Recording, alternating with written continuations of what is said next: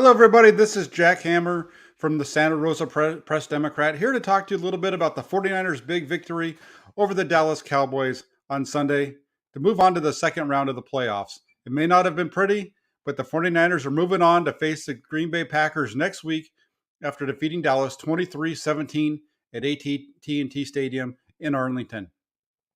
San Francisco dominated the first three quarters of this game, leading 23-7 at the start of the final period. And that's when the things kind of started to fall apart for the 49ers. A fake punt by Dallas and a Jimmy Garoppolo interception allowed the Cowboys to close back to within 6. And playing without Nick Bosa, who suffered a concussion in the second quarter, and Fred Warner, who went down with an ankle injury in the fourth quarter, San Francisco, though, their defense was able to still come up with 2 big stops to secure the win. And as I mentioned earlier, now the 49ers are going to be traveling to Green Bay to take on the Packers next week. Not a bad start to the postseason for the 49ers. Big win here for them over the Cowboys, their rival. You know, we've had so far in this rivalry back in 1981, you had the catch when Dwight Clark made that reception from Joe Montana. Today, you had the spot. And that's how that game comes down to an end, as the spot at the end when the Cowboys decide to run that ball up the middle, and the referee has to touch the ball in order to have it be spotted. And time runs out. Cowboys aren't able to spike it, and the 49ers come away with a win. Let's take a look at the answers to the 5 questions that I said to keep an eye on Saturday. And number 1, the first one, the biggest one, was, can the 49ers hold on to the football? And the answer to that is no. Would have liked to have said yes, but the answer is no. They held on to it for quite a while, but facing a Cowboys team that had forced the most turnovers in the NFL this season, the 49ers weren't able to play a clean game offensively. The culprit there was Jimmy Garoppolo, who was intercepted by Anthony Brown with just under 10 minutes left to play in the fourth quarter. Fortunately for the 49ers, though, Dak Prescott was in a giving mood as well. Late in the third quarter, it was K'Wan Williams who would pick off a Prescott pass intended for Cedric Wilson. Both of those interceptions would lead to touchdowns, though, and somewhat offset each other. Number 2, will Jimmy Garoppolo step up in his second trip to the playoffs? And the answer to that is yes and no. This game was actually very similar to Garoppolo's first playoff performance against Minnesota Vikings. If you recall that Minnesota game back in 2019, and the first round of the playoffs was actually in 2020, Garoppolo led a drive on their opening possession, drove him right down the field for a touchdown when he connected with Kendrick Bourne to put the 49ers up 7-0. In this game, Garoppolo was on money throughout much of the first half, hitting several key throws to help move the sticks, led the 49ers down to a score on their first possession of the game on a touchdown run by Elijah Mitchell. And overall, he led the 49ers offense to scoring possessions on their first 4 possessions of the game to build a 16-7 first half lead. The second half, though, that was a completely different story, as Garoppolo made several mistakes that nearly cost the 49ers the game. The first mistake came with just under 2 minutes remaining in the third quarter. San Francisco facing 3rd and 10. Garoppolo had Brandon Ayuk wide open on a deep post corner route to the left side. Should have been a big gain down the field, but instead he threw the ball high. It sailed over Ayuk's head, and they turned the ball over on a punt. Dallas would then get the ball and drive it down the field for a field goal to pull within 13 on that ensuing drive. Garoppolo's next mistake would come on the very next possession. With the ball out to the 44-yard line, Garoppolo would roll to his right and have Trent Sherfield open. The ball, though, would sail high, and Cowboys defensive back Anthony Brown, as we mentioned earlier, would come up with the interception to set Dallas up deep in the 49ers territory. The Cowboys would then take that mistake in for a touchdown and close the gap to within 6. And then probably the biggest mistake of the game, and this one we'll get to there's a couple of people at fault for this one, but facing 4th and inches with only 40 seconds left to play, Garoppolo hit the late game trifecta of mistakes by rushing the snap and not allowing Trent Williams to get set after motioning from left to right on a quarterback sneak. Instead of wrapping the game up, San Francisco would be forced to give the ball back to Dallas one last time. As I said, there's a couple of people that are at fault on this one, because I also think you need to blame Kyle Shanahan here. There's no reason, with the game in the balance, for you to get as cute as Shanahan did here by calling for Williams to motion over. San Francisco has been really good at running quarterback sneaks all season long. And to do that in that situation nearly cost the team the game. I understand that it's Garoppolo's fault because he's on the field, but there's no reason to even have that motion occurring. Just get up to the line, snap the ball, run your quarterback sneak, game over. There's no reason flipping him over like they did. Didn't change anything about the outcome of that play other than the fact that it caused the 49ers to get a false start, illegal motion on Trent Williams there. Hey there, Moses. Good to see you again. I haven't heard from you for a while. It's really good to see you. He says, how you doing, Jack? I don't care how ugly the win was. The hatred towards the Cowboys since the 90s. This win is satisfying. Absolutely. You've got to be happy anytime you can win in the playoffs. It's just survival of the fittest when you get to this point. It's survive and advance. And the 49ers played the better game all the way through, and that's why they're going. I know there were some mistakes at the end of this game, and the fourth quarter especially was really rocky. But the 49ers were able to pull it out and come away with the victory. And Kim says, the Cowboys were their own enemy. Tough to beat an opponent, let alone when you are your own worst enemy. And that's correct. They were. The 49ers made a number of mistakes in the fourth quarter, but the Cowboys made a number of mistakes throughout the game, including mistakes in the fourth quarter. And that's why the 49ers ended up winning this game. There were a number of times when the 49ers should have been off the field, but there was penalties by Dallas that helped them continue. And let's move on to the next one really quick, because there are a lot of things to talk about with this game and kind of the way that it all came down at the end. Not all of it's in this part, but we'll talk about it because there's I'm sure you guys have a lot of fun topics to talk about. Number 3, though, is can San Francisco take advantage of the Cowboys' run defense? And that's yes, big time. As has been the case throughout the second half of the season, San Francisco again was able to find success with its running game. Led by Elijah Mitchell and Deebo Samuel, the 49ers ran the ball for 169 yards on 38 attempts against Dallas, just about 4.4 yards per carry, right around what Dallas has averaged allowing this season. Mitchell, he's been a workhorse for San Francisco throughout his rookie season. And against Dallas, Mitchell would carry the ball 27 times for 96 yards, including the first touchdown of the game. This would mark the 6th straight time that Mitchell would carry the ball for over 21 yards. He missed some games within there, but if you go back and you look at what Mitchell's done over his last 6 starts, he's carried the ball 21 times or more, including 27 today. He's really the workhorse of this 49ers offense. And then on top of that, you have Deebo Samuel. Deebo Samuel wasn't about to let the rookie show him up. Earlier this week, Samuel was asked what he'd call himself, and he said he'd call him a wide back, a wide receiver who plays running back. And against Dallas, the 49ers wide back carried the ball 10 times for 72 yards, including a 26-yard burst to put the 49ers ahead 23-7 in the third quarter. The 49ers are now 7-0 when Samuel gets at least 6 carries in a game. What Samuel's doing this year, it's amazing and definitely deserves a lot of recognition moving forward. I think, quite frankly, I know he was named All-Pro just like Trent Williams, but I really think that Deebo Samuel is the MVP of the 49ers for everything that he brings to this offense. Number 4. Will San Francisco be able to contain the Cowboys' passing game? And that's yes as well. The 49ers' pass defense has been extremely good over the course of the second half of the year. And they held, if you go back and you look at it, they held the Rams under 300 yards in both those meetings. It took overtime for Cincinnati to eclipse the 300-yard mark. And then on Sunday, they held Dak Prescott, the top scoring offense in the league, to only 230 yards passing. It starts up front for San Francisco. The 49ers pass rush was led by Eric Armstead and Charles Omenihu on Sunday, and they were able to hit Prescott 14 times and sack the Cowboys quarterback on 5 occasions. With Nick Bosa out due to a concussion, Omenihu, acquired in a trade with Houston right around the trade deadline, stepped in to record 1.5 sacks and 3 hits of Prescott. No matter what happens the rest of the playoffs, Omenihu's performance today made that trade all worth it. And while the pass rush was busy getting to Prescott, K'Wan Williams made what looked to be the game-deciding play when he intercepted a pass from Prescott at the Cowboys' 26-yard line. Deebo Samuel would score on the next play, and it looked like the route was on. Didn't quite work out that way. But another thing, 49ers defensive coordinator DeMeco Ryans, he deserves some recognition here as well. Playing without Nick Bosa and Fred Warner, Ryans called an all-out blitz late in the fourth quarter with Dallas facing 4th and 11. Although the pressure didn't get the Prescott for a sack, it did force him just to throw up a prayer, and it would fall incomplete. And for that time being, it looked like it would seal the game for San Francisco. It didn't happen, though, again. And Ryan showed terrific awareness in the waning moments of the game.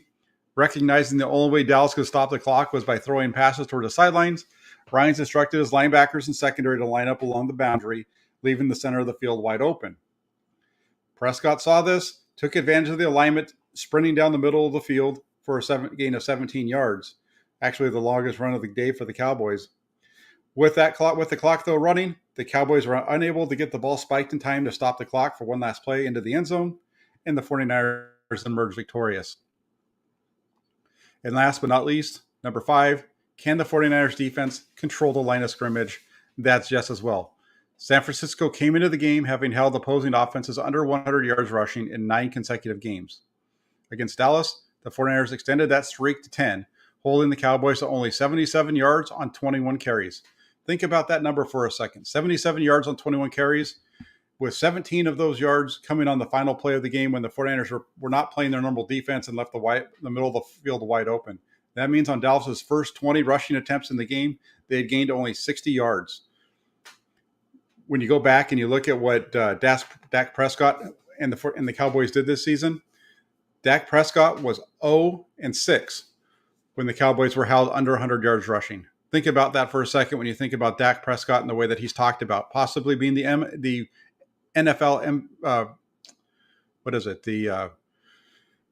the comeback player of the year for the NFL, right? He's 0-6 when his team doesn't run for 100 yards. You know who that reminds me of? Number 10 for San Francisco, Jimmy Garoppolo. He was 0-4 this season when the team ran for under 100 yards. Just think about the way those two guys are talked about. Think about a lot of things with the way that this game came down today, and it's an interesting thing. And I'm not trying to say that Jimmy Garoppolo is Dak Prescott, but Dak Prescott, for all the attention that he gets, did not play very well today, and he was playing against a good 49ers defense. The Cowboys actually came in with a defense that was just as good as well when it comes to their points allowed. But Dre Greenlaw, he set the tone on the second play of the game when it comes to the 49ers run defense, when he dropped Ezekiel Elliott for a loss of 3. The linebacker group as a whole for San Francisco had a terrific game, with Greenlaw, Azeez Al-Shaair, and Fred Warner all recording 5 tackles on the day. And then as far as my prediction, I had the 49ers winning 27-24. I was off by a little bit, but always good to get those wins. And I see a super chat over here. I want to jump to that real quick. Tony, thank you, Tony, for the donation. It says, do you think Cooper, Lamb, and Wilson are a better wide receiving core than Devontae Adams, Allen Lazard, and Valdez-Scantling? I would say that I bet you as a wide receiver core, those guys are from 1 through 3 are better than the other group. I think Devontae Adams is the best wide receiver in that of those 6. But when you put in Lamb and Wilson, they're probably better than Lazard and Valdez-Scantling. The difference is the quarterback. The Packers have a much better quarterback than the Cowboys, and if Aaron Rodgers was the quarterback today, I think the outcome might have been a little bit different, because there was a lot of open receivers out there, and Prescott was pretty scattershot. But who knows? That's not always that's only part of it, right? Because we see the balls going all over the place. But you got to remember, they hit him 14 times today, so he was getting hit. He had a lot of pressure around him. And the 49ers were doing that today without Nick Bosa for the second half. So, just think about it. They played the last 8.5 minutes without Bosa and without Fred Warner, and they gave up the 1 touchdown after the interception by Garoppolo, and then they held the Cowboys off the scoreboard and out of the end zone on their final 2 possessions of the game. Jeremy, thank you very much. I missed this at the beginning, but I see it now. Thank you for the donation. Says, Jack, what up, bro? Niner gang, 3 wins away from number 6. Onto the Packers. So my question is, would you bench Jimmy now? No, Jimmy Garoppolo is the 49ers quarterback for as long as this run continues. Garoppolo is the quarterback. I understand the second half went all haywire. Really, the end of it right there. He had a couple of nice conversions earlier in the third quarter to help extend drives. After the interception, when it was 23-17. He had a nice, it was saying it's nice. You got to understand it's 3rd and 4, but it's a conversion. It's only a 5-yard pass, but it's a conversion that keeps the clock moving. that's one of the things with this game that I think gets overlooked. There's a lot of things in this game that get overlooked when we start to harp on Jimmy Garoppolo. And one of them is that the 49ers, they gave up the touchdown there to bring it to 23-17, but then the offense goes out, and although they don't put points on the board, they run out 5 minutes and 20 seconds of game time, moving the ball only 23 yards. I think it was, there were some penalties and things like that stopped it, but they took a lot of time off the clock. And that's why the end of the game was as hectic as it was. But definitely, I don't think you're going to, I would not say bench Jimmy Garoppolo. That's not going to happen. That's just my 2 cents on that piece as far as that goes. Let's see what else we got. Jeremy, thank you for again the hashtag he's my quarterback, hashtag winner greater than stat filler. And that's really it, right? The 49ers just need to win games, and they need whatever they can. And Garoppolo helped get them that lead. The 49ers were at 23. 16 of the 49ers 23 points had a lot to do with Jimmy Garoppolo. The first 16 points, he helped get them to that point. Deebo Samuel put him across the goal line to on the one run after the interception from K'Wan Williams. But from an offensive standpoint, Jimmy Garoppolo was very good in the first half to get it to 16-0. I would have liked to have seen, I was a little nervous throughout the first half when the 49ers were kicking field goals instead of scoring touchdowns. I tweeted that out during the game, because one of the things that I always remember from Steve Young is that, kicking field goals is the fastest way to lose when it comes to the playoffs. They kind of let Dallas hang around throughout this game. It's good to get those points. I'd rather see them get points than no points, but I'd also rather see them finishing those drives when they're moving the ball as well as they did in the first half. I'd rather see them end those drives with touchdowns if they could.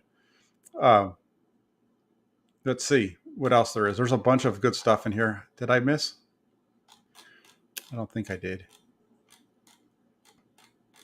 I'm just going to check really quick. Okay, no.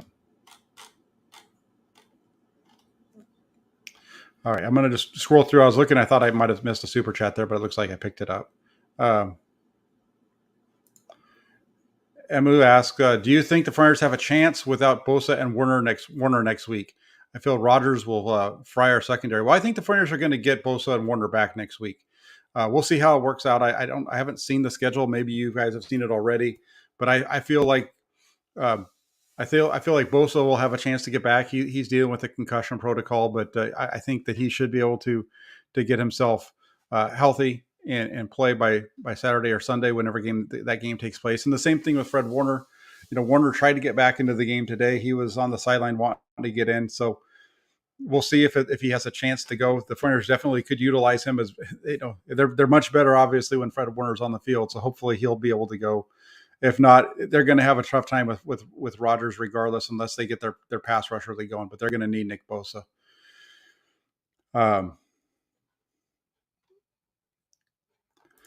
We have to play better if we're going to beat Rodgers. And here's the one thing that I'm going to say on this one too, and I mentioned it in my piece as I was going through.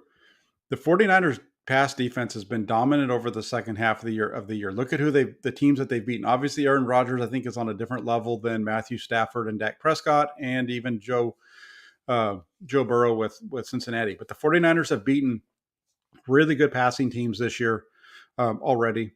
The 49ers, if you remember, they had the Packers, they were down 17-0 to Green Bay in week 3, came back to take the lead 28-27. The defense has already seen them once. The Packers have seen them. I think that's going to be a fun matchup. And what a better postseason can you get than this one? You open up with the 49ers' biggest postseason rival in the Dallas Cowboys. So that's your link to the 70s, 80s, and early 90s.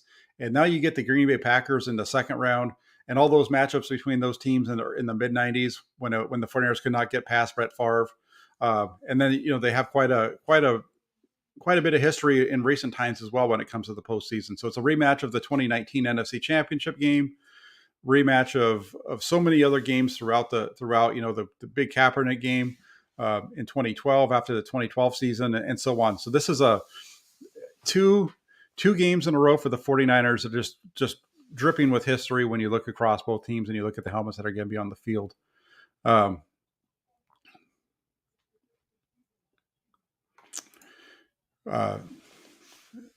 Savory says, I can't remember who was our running back when we faced Green Bay in week 3. Is our current run game good enough to beat the Packers? I believe back in week 3, it was Elijah Mitchell. I'm pretty sure that he played in that game. If you'd hold on, I'll look it up. But the thing with the 49ers right now, and it was actually Trey Sermon. Trey Sermon was the running back. Elijah Mitchell wasn't there. He didn't play in that game because I think he'd gotten hurt he had hurt his shoulder. That's right, against Philadelphia in week 2. So Sermon started that game. He only carried the ball for 31 yards. Deebo Samuel got 2 carries, didn't gain any yards in that game.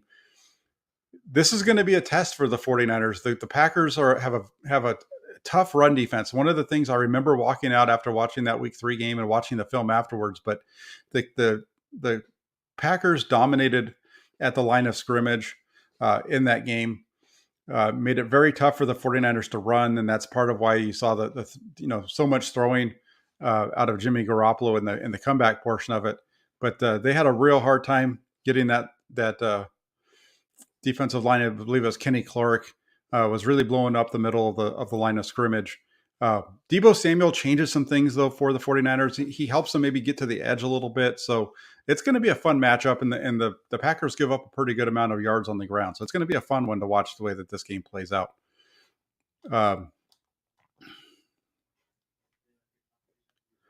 Let's see what else we have here.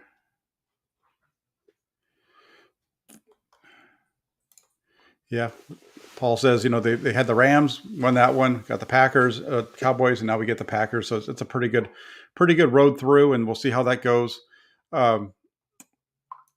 Kyle's scheme gets so vanilla when he's trying to burn the clock. That's correct. They're just trying to grind it, and there's definitely a part to that. I think when they're up 23, he got a little. He had the shot, he had him, and Garoppolo just missed it, and after that it started to spiral out for him a little bit. He wasn't trying to be too vanilla at that point as far as Kyle Shanahan goes, and Garoppolo had a hard time that he could see that the 49ers wanted to play action and boot him out and get him on the edge. And Garoppolo struggled with that today. And so that's a situation where if you're looking at this, you look for things to talk about. And Garoppolo struggled to get off on the edge today. And that's something where if this is 2022 regular season into 2023 playoffs, I think we're going to see the 49ers be better at that, because it'll probably be Trey Lance, unless the 49ers make a Super Bowl run this year.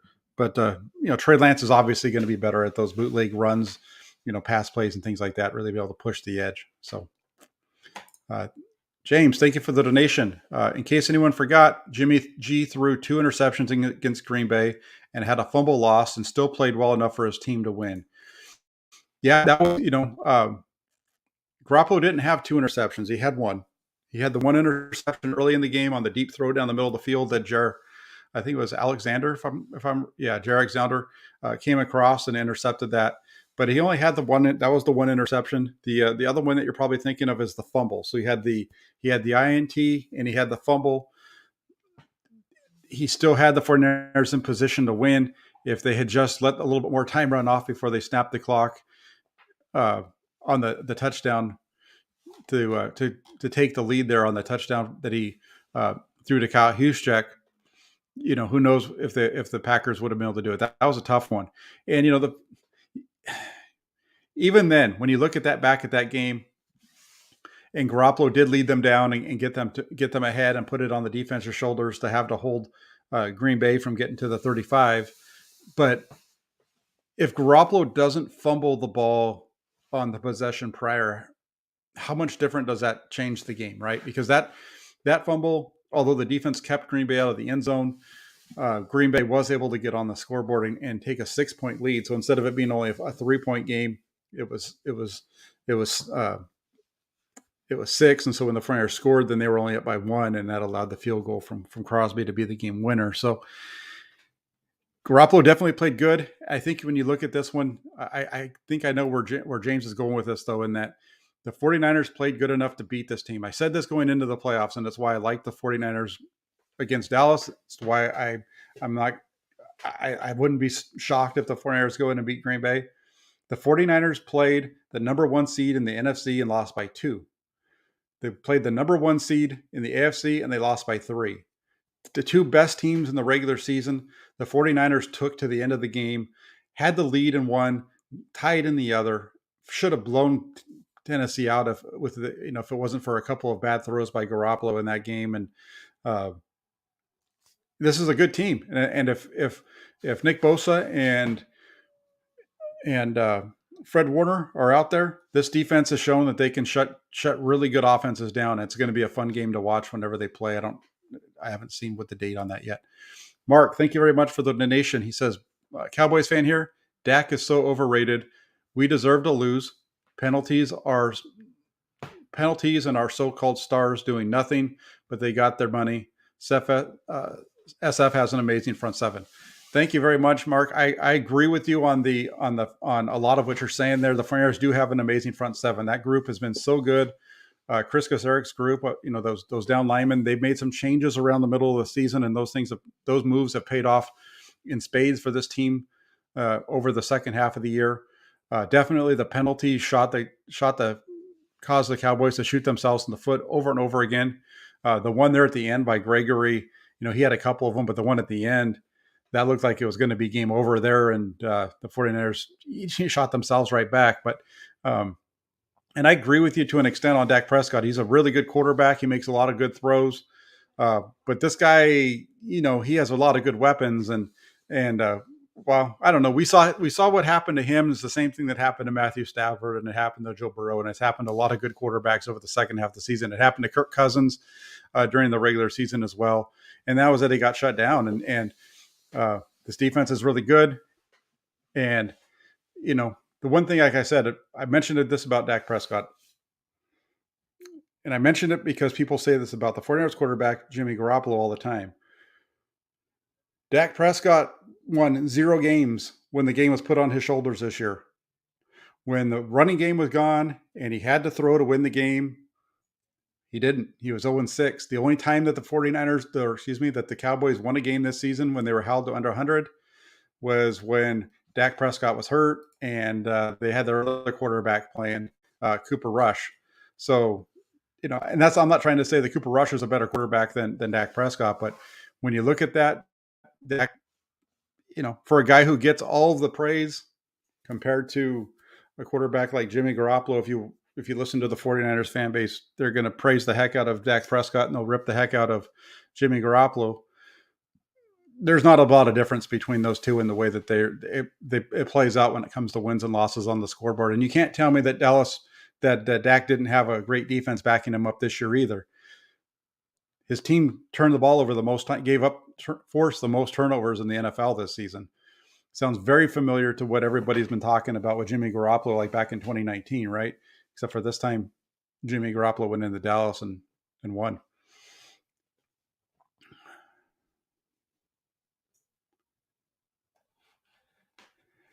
That guy's little, Cash Boy, he's a little frustrated. Dak hate channel. Dak coached the team too. Dak called the plays. Dak controlled the refs. No, Dak just missed so many, too many plays to win the game for you guys, I guess. I disagree with this one a little bit. The way our pass rush vanishes without Bosa is worrisome, and I don't think that the 49ers pass rush vanished at all today.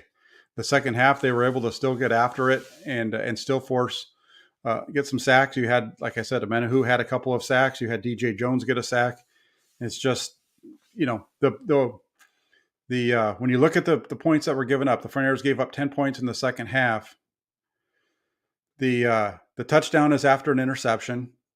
That's on Jimmy Garoppolo, right? We talked about that. Even you could say it's awful. It's one thing if you throw an interception and it's on the opposite end of the field and the other team still has to go 60, 70 yards, kind of like what we saw last week against the Rams, and why I kept talking on Twitter with the back and forth that I had with some folks about how much different the Rams game was than the Titans game, is because the interceptions that Garoppolo threw against the Rams weren't in a position where it made for easy scores, right? And it wasn't so.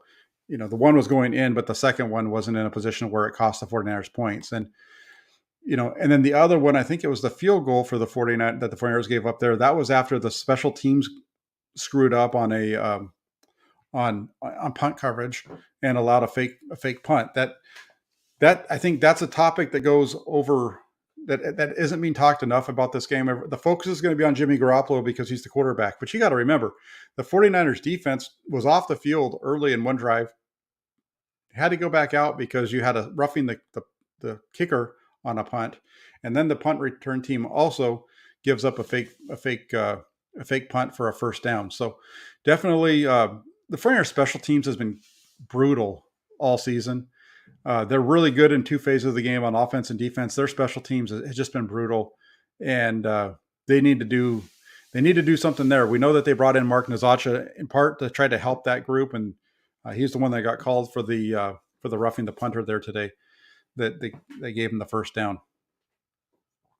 Where are we? Luke says that the Packers 49ers game is on Sunday. Okay, there you go. There's an update on when that one's going to be taking place. That does make it, the Saturday game makes it a little bit tougher, but hopefully you'll be able to see Bosa get through protocol and Fred Warner be able to get his ankle in shape to go out there and play. Lucas asks when the call-in show is going to be tomorrow. He's going to try to call in from Austria, but it's a 9-hour time differential. It's going to be earlier in the day over here because we have a holiday tomorrow, so no work. I got to look at the media schedule and find out what time we'll be talking to Coach Shanahan. But other than that, I'm going to try to schedule for earlier in the day, probably around 1 o'clock Pacific time. So I'm not sure about your schedule, but I think it should work out decent with your timing over there. Probably if it's 1 o'clock here and you're 9 hours, I think it'd be about 10 o'clock. Let me see here. Mark jumps on again. Your QB is very underrated. He has one stud in Debo. No other receivers that scare you. Imagine if you had Dak's weapons, Dak's loaded and loses to good teams. I disagree with that one a little bit because Debo is a stud. Brandon Ayuk's a darn good receiver. He's underrated. And so is Juwan Jennings. Those three guys are really good. Also, the tight end is not too shabby either when they get the ball to them. So we'll see what happens. It's going to be fun, though, on Saturday in Green Bay. Let's see what else we got.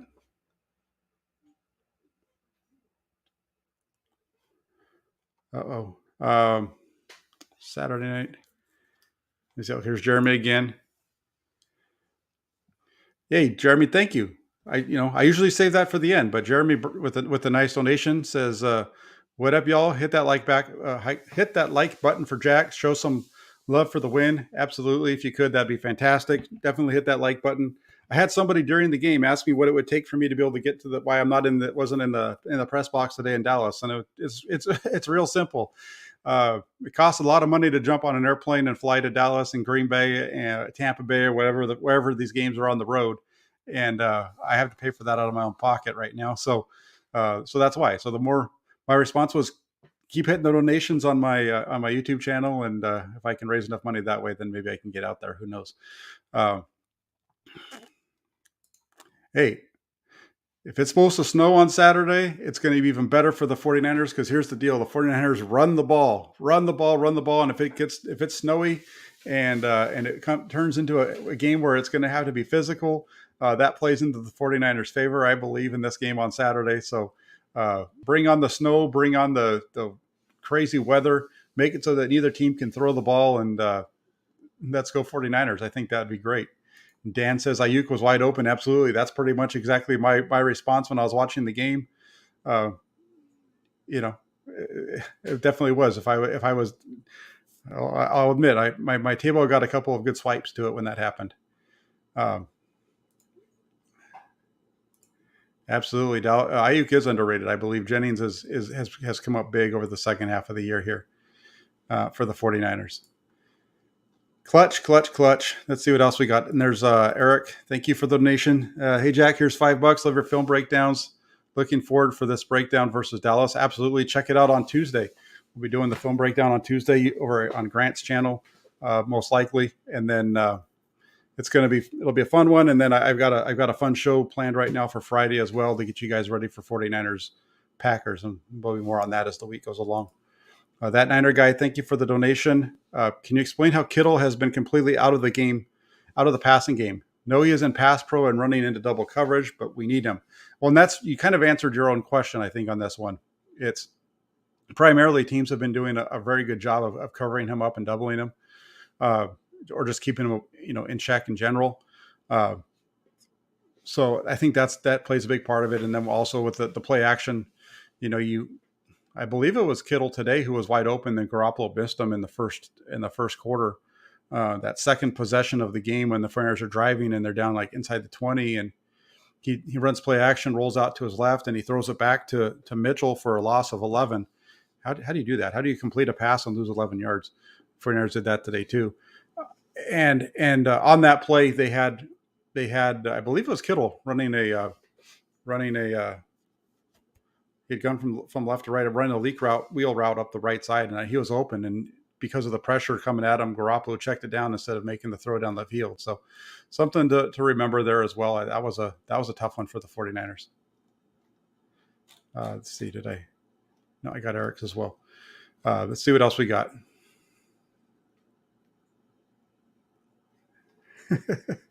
That's a good one, Luke.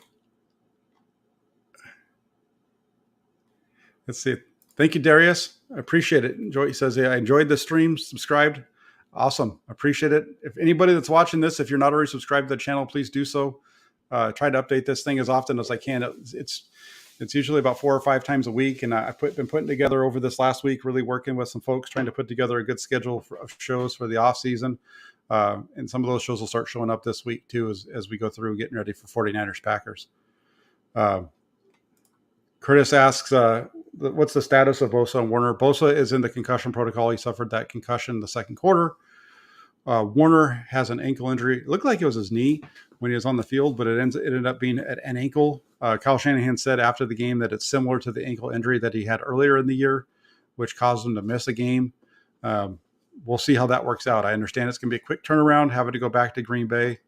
But, possibly for the 49ers, maybe they'll be able to get him going and get it, go from there. Ekim says, Jack, it gets cold in the Midwest during the winter. It's nothing new. The Ice Bowl game was played at minus 14 degrees with wind chills of negative 48. Yeah, well, heck, the last time the 49ers were there back after the 2013 season, I think it was minus something degrees or right around zero when they played that game when the 49ers won 23-20 on a field goal at the end of that one with Kaepernick at quarterback. So we know it gets cold back there. Hopefully it's freezing cold and neither team can throw the ball and the 49ers can run the ball down the Packers' throats. How's that sound?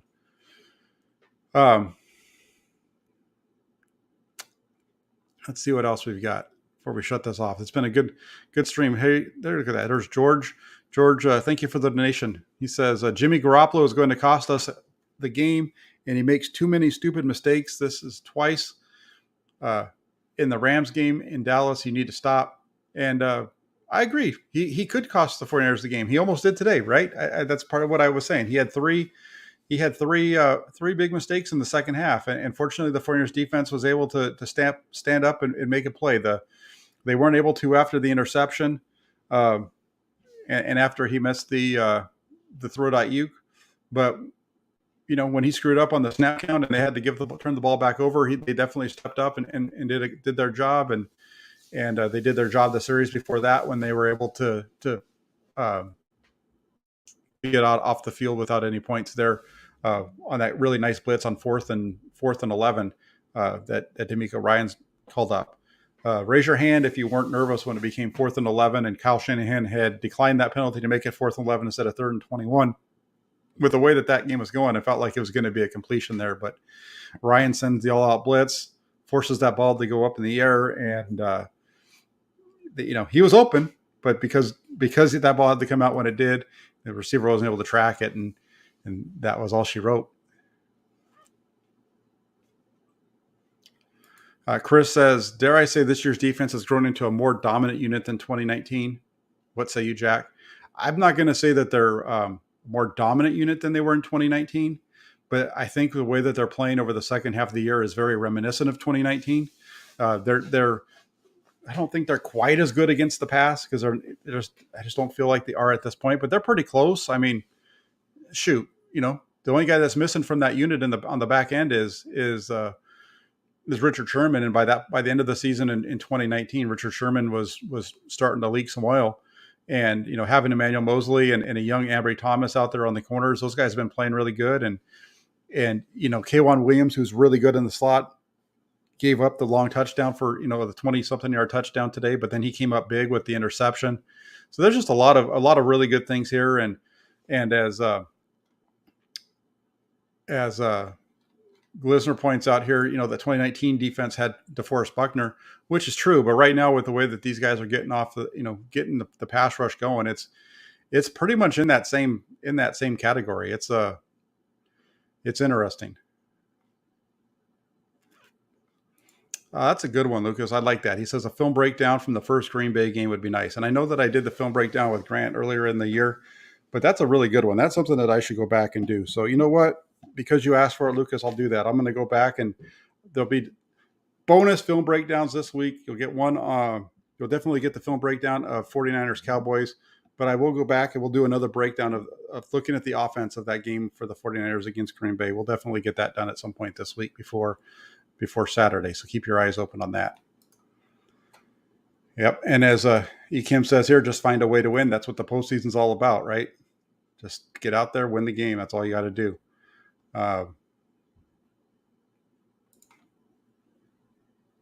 That's right. That's the one that I was talking about. That's Toy Department says Jimmy missed Kittle, who was wide open deep in the right side. Instead, Jimmy threw it backwards towards the blitz to Mitchell. He has to do better than that. Trey would have taken the deep shot, and I don't disagree with you. That's one of the things we've now seen Trey Lance play 2 games, and if you watch the second time that Trey Lance played, it was pretty darn good. So I'm not going to argue with you that Trey Lance wouldn't have taken the deep shot there. He probably would have.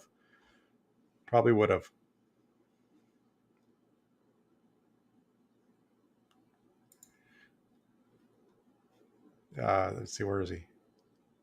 Sorry. There's George again. He says, thank you again, George. We may not have Nick Bosa next week, and we're going up against Aaron Rodgers, and our quarterback is shaky. Any mistake against Green Bay, we lose. Again, we'll see what happens, right? Because the 49ers turned the ball. Jimmy Garoppolo turned the ball over twice in the first meeting between these two teams. And I don't think they turned the ball over at all in that matchup. If I go back and look, they didn't. Jimmy Garoppolo turned the ball over twice. 49ers lost by 2 points. So maybe one mistake would be okay, but 2 mistakes is a little bit too much. And that's what I talked about that's one of the keys that we talked about, right? Was holding on to the football. And although the 49ers weren't able to hold on to it because they did have the turnover, it ends up as a little bit of a wash there. And so it's almost, if you're going to turn the ball over, you got to get a turnover. And otherwise it's not going to work out for the 49ers. That's just the way it is.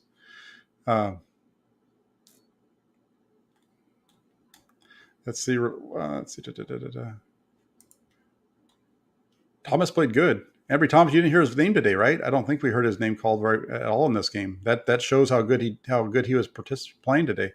If you don't hear a cornerback's name, that's usually either because they intercepted a pass or they're playing good. If you hear their name, it's because they blew it. Usually, yeah. And I like this one too. Curtis mentions how about the sun being in the wide receiver's eyes, and that played a factor in the Cowboys' struggles. Well, it definitely did on the one play when there was the one throw there when Prescott was trying to hit Wilson and he couldn't even see the ball and he just ducked and almost got hit in the head by the ball. That was definitely the sun getting in his eyes there. And let's see what else we got. Thank you, Toya. I really appreciate that. It says, thanks, Jax, for the stream. Really appreciate your film breakdowns and your dedication to making high quality content. I appreciate that. That's what it's all about. Try to do that all the time. It's one of the things that I talk about when I'm talking to my friends about what I'm doing and kind of what my goals are for what I'm writing at the Press Democrat, and then also what I bring here to YouTube is trying to bring quality content without creating stories. Right? I'm reporting the stories. I'm not creating the stories. At least that's the way that I've heard it's supposed to be sometimes. And that's not a knock on anybody. That's just my philosophy. Let's see what else we've got.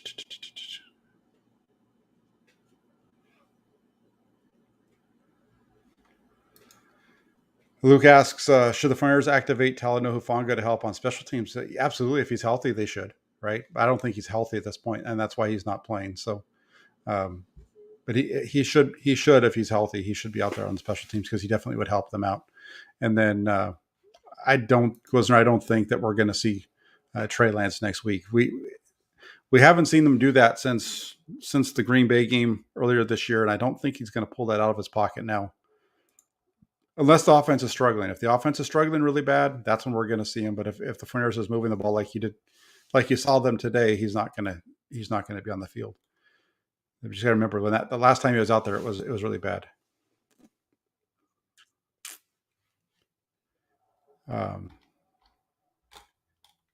Yeah. See, if you're gonna be making if you're gonna be building a multi-billion-dollar stadium, you need to know that you build it north and south, right? That's why I remember, I always remember hearing my football coaches screaming at us when we'd be running the play. We wouldn't be cutting the ball upfield. They'd be on north and south, get the ball north and south. And these guys go out and build an east-west orientation stadium. No wonder they got sun in their eyes. Doesn't sound like a good deal when you're spending that kind of money.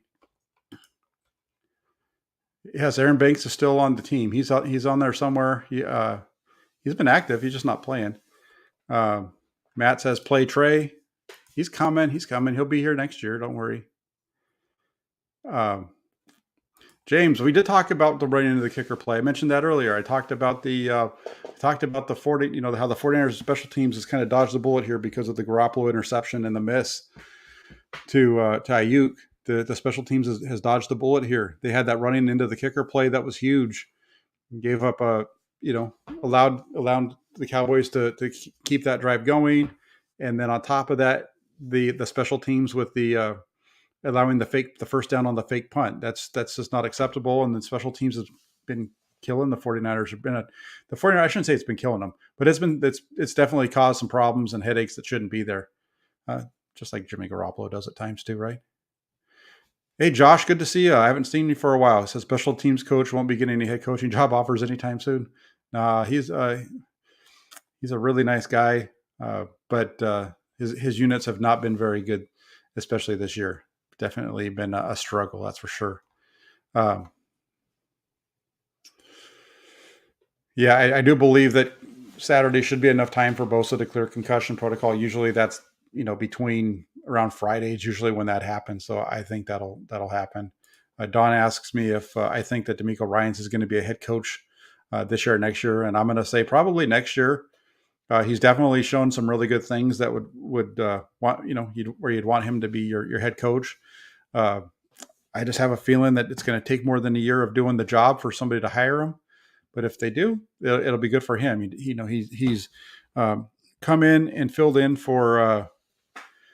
the shoes of Robert Saleh really well for the 49ers and done a really good job with this group that he has. And it pays off. It pays off when you have a really good pass rusher like Nick Bosa, and you have an all-pro linebacker like Fred Warner, guys like Jimmy Ward and Jaquiski Tartt. Jaquiski Tartt does not get enough love, and I know that's a guy that I've given some.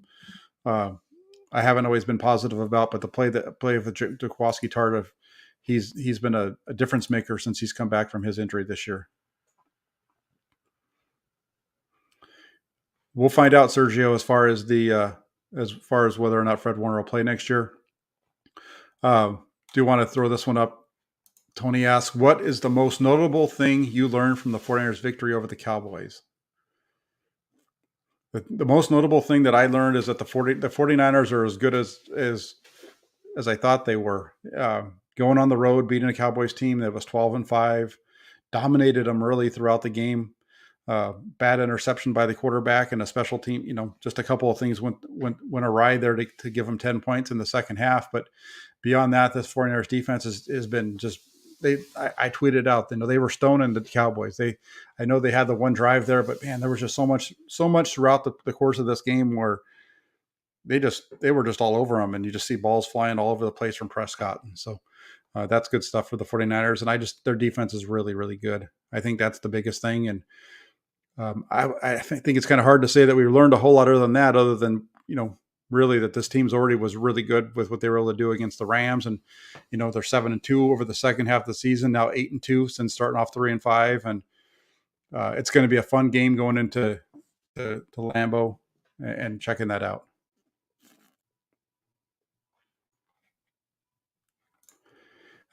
Toy Department says, how bad do you think Jimmy Garoppolo's thumb is? Is the injury affecting Jimmy on those short touch throws, or is Jimmy just that inconsistent? He's just that inconsistent because he was. I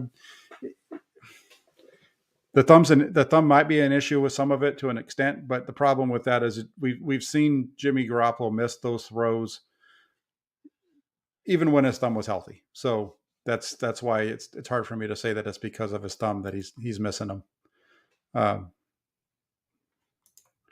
If the 49ers make the Super Bowl, Trey, how do they go to? Or excuse me, if the 49ers make the Super Bowl, Jimmy, how do they go to Trey next year? They're going to because they'll trade Jimmy Garoppolo. The only way that I think Jimmy Garoppolo comes back is if the 49ers win the Super Bowl. Getting there doesn't keep him here anymore. Trey Lance is going to be the quarterback for the 49ers in 2022. Just put there.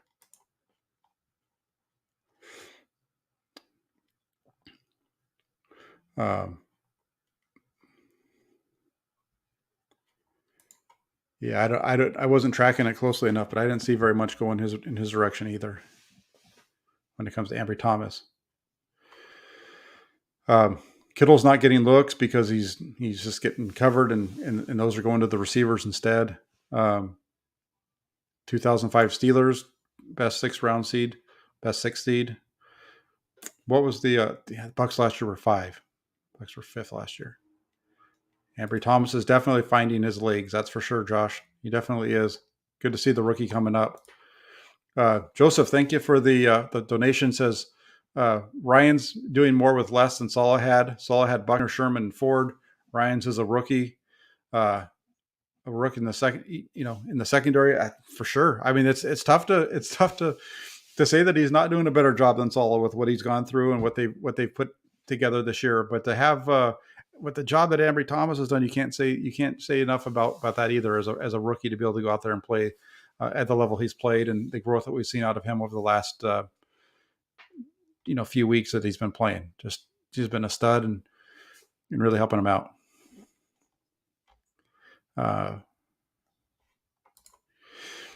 Dan says, Jack, if we keep Jimmy next year, it'll be his last year. We won't be able to trade him. I don't think they're going to keep him because I think they're going to trade him. I know Greg Papa had mentioned earlier this week on his radio show about, how he'd like to see the 49ers keep Jimmy Garoppolo and give him a 3-year, $12 million deal per year kind of a contract to keep him and have him there with Trey Lance. But the only way that I think the 49ers keep Jimmy Garoppolo is if they redo his deal. They give him like what Papa said, a 3-year, an extension of 3-year, $36 million with $25 million guaranteed or something like that. I don't know how you make the numbers work out for the agent to look like he's not getting a bad deal for his player, but that'd be a situation where the 49ers are basically saying, we're going to keep this guy. We're going to give him all the money that he did. It would lower his cap hit to around $10 million, which is about what you'd pay for a decent, high level backup quarterback or one of these veteran guys that are out there. Look at what the Bears are paying for Andy Dalton. I think it was around $10 million or something like that. And then you'd have a lower cap hit to play with for other positions and stuff. But I really don't think that's going to happen. I would put the likelihood of that happening probably about 10%. It's going to be Trey Lance and who knows who the backup quarterback is going to be. I wouldn't mind it being Trubisky from Buffalo. Let's see really quick. Jimmy's not been bad since 2018. Come on, Ekim. Man, bad since 2018. I like you, but that's not right. He was Jimmy Garoppolo in 2018 was about as bad as you can. He wasn't good in 2018. He was pretty darn good in 2019. 2019 and 2021 Jimmy Garoppolo are the same guy. I really think that 2019 and 2021 Jimmy Garoppolo are the same guy as 2017 Jimmy Garoppolo, to be quite honest with you. I'm kind of playing around with you a little bit with my antics as far as saying, whatever. But no, I don't think he's been. I think he's better than people want to give him credit for. And he's as bad as some other people want to say. So it's funny. He's not as good as people say. He's not as bad as people say. He's somewhere in between the two. Jimmy Garoppolo is somewhere in between the two extremes. He's not as bad as people want to say. He's not as good as people want to say. But I will say this, Jimmy Garoppolo is 1-0 on the road. Joe Montana started off 0-3 on the road in the playoffs. Let that one sink in for you. Lost on the road in the championship game at 83 to the Redskins. Lost on the road to the Giants in 85. Got blown out on the road to the Giants in 86. Came home, got blown out by the Minnesota Vikings in 87. And then won back-to-back Super Bowls and had one of the best years of a quarterback he's ever put up in 1989. And no, Jimmy Garoppolo is not close to Joe Montana. And that's the thing, right? That's what everybody points back to. The salary. And quarterbacks, though, starting quarterbacks in the NFL, they get paid $20+ million. But, it is what it is. I understand where you're going, and that's why you can't keep them. And that's why the 49ers decided not to keep them, right? That's why they're moving on. That's why they're going with, that's why they're going with Trey Lance, because you can't keep paying a guy $26 million if he's not carrying your team. And I agree with that. Why do it? Instead, bring in a young guy who possibly can. And I think that Trey Lance in 2022 is going to be just fine. And by 2023, people are going to be forgetting all about the arguments with Jimmy Garoppolo. That's right. He was. Kaepernick was 2-0 on the road in the playoffs, and he was more than that. He was 3-0 before he lost his first road playoff game. He won in Atlanta to send the 49ers to the championship, the Super Bowl. Then he came back the next year, won at Green Bay, won at Carolina. That gets him to 3-0 before they lost to Seattle on the interception on the throw to Crabtree that Sherman picked off. Or Sherman tipped. I don't think he picked it off.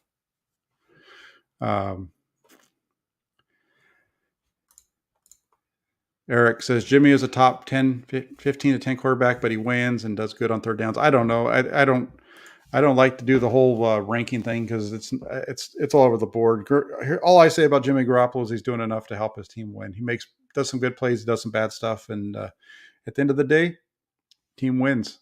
And I know that QB wins isn't a stat they tell me, but then at the same time, the same people that tell me QB wins isn't a stat will come back and tell me they use QB wins when they're ranking people ahead of them. It's kind of funny how that works. Just depends on if you like Jimmy Garoppolo or not. Let's see what we got. All right, we're running up on an hour. We have a good group of folks, but I need to call it a night. I want to say thank you to everybody for joining. As I talked about earlier, there will be a call-in show tomorrow, so keep your eyes out for that. Probably going to be around 1 o'clock Pacific time. We'll do a call-in show from about 1 to, I would guess, 1 to 3. We'll see how long it takes as far as how many people are calling in, but we'll definitely be doing that. I got to talk about this one too, because you threw it up there, Daniel, but then I got to get out. He says, Daniel says, I'm getting the 2011 Giants vibes with this team. And I talked about this the other day. Yeah, some of you that are, if you were around in 1988, you'll know what I'm talking about. But if you're younger than what, I don't know what that is. If you're under 20, I guess, whatever the number is, you probably won't remember. But the 1988 49ers started the season off 6-5. They had a real bad stretch there, and they ended up winning 5 of their last 6 to get to 10-6. And then they were able to storm through the playoffs, beat the Vikings in the divisional round. They went into Chicago 28-3 on a cold day in Chicago, and then they went into the Super Bowl and beat the Bengals with the drive at the end of the game. And those are the vibes that I get from this team, as a team that's been struggling and fighting all throughout the season. And we're in the playoffs now, and you see a game like today, and the defense was playing stellar. And it was really about the offense and special teams kind of putting them in some bad situations. Both on that defense played a heck of a game today. And that's very reminiscent of that 1988 49ers team. So I get the 2011 Giants vibe. I definitely do, because of the pass rush and Eli Manning and some of those kind of things. But man, the 1988 49ers, if you know what I'm talking about, that's what this team is. So, if y'all could hit the like button, subscribe if you aren't already subscribed, throw in some other comments in the comment section after this is over with. But I've got to get running. I appreciate. We had a great group today. Those were some of the biggest numbers I've had on a stream live in quite a while. So I really appreciate that. I know that everybody's excited to talk 49ers football. Join me tomorrow on Monday. We'll be back on around 1:00 to discuss this. I'll be taking your calls and we'll go from there. But I just appreciate everybody taking the time to check in tonight. Hit the subscribe, hit the like button, hit the comments. Have a great rest of your Sunday, and we'll be talking with you soon. Take care, everybody.